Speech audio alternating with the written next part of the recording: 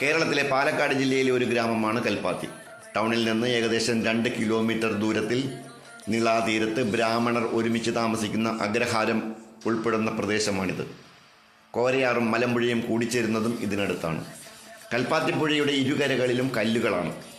പാറ കൊണ്ടുണ്ടാക്കിയ ഒരു ഓവിലൂടെ വെള്ളം ഒഴുകുന്നത് പോലെ തോന്നുന്നത് കൊണ്ടാണ് കൽപ്പാത്തി എന്ന് പേര് വന്നതെന്ന് പറയപ്പെടുന്നു. കൽപ്പാത്തി പുഴ എന്നത് ഭാരതപ്പുഴയുടെ ഒരു ഭാഗമാണ്. ദക്ഷിണകാശി എന്നും ഇത് വിശേഷിപ്പിക്കപ്പെടുന്നു. പാലക്കാട് ബ്രാഹ്മണർ ആദ്യമായി കുടിയേറിപ്പാർത്ത സ്ഥലങ്ങളിലൊന്നാണ് കൽപ്പാത്തി. ഇവിടെ തമിഴ് ബ്രാഹ്മണരാണ് കൂടുതലും താമസിക്കുന്നത്. പഴയ കൽപ്പാത്തിയും പുതിയ കൽപ്പാത്തിയുമായി കൽപ്പാത്തിയെ വേർതിരിക്കപ്പെട്ടിരിക്കുന്നു. ഇവിടുത്തെ രഥോത്സവം പ്രശസ്തമാണ്. എല്ലാ വർഷവും തുലാം 28, 29, 30 ദിവസങ്ങളിൽ കൽപ്പാത്തി വിശാലാക്ഷി സമേത വിശ്വനാഥ സ്വാമി ക്ഷേത്രത്തിലാണ് കൽപ്പാത്തി രഥോത്സവം കൊണ്ടാടുന്നത്.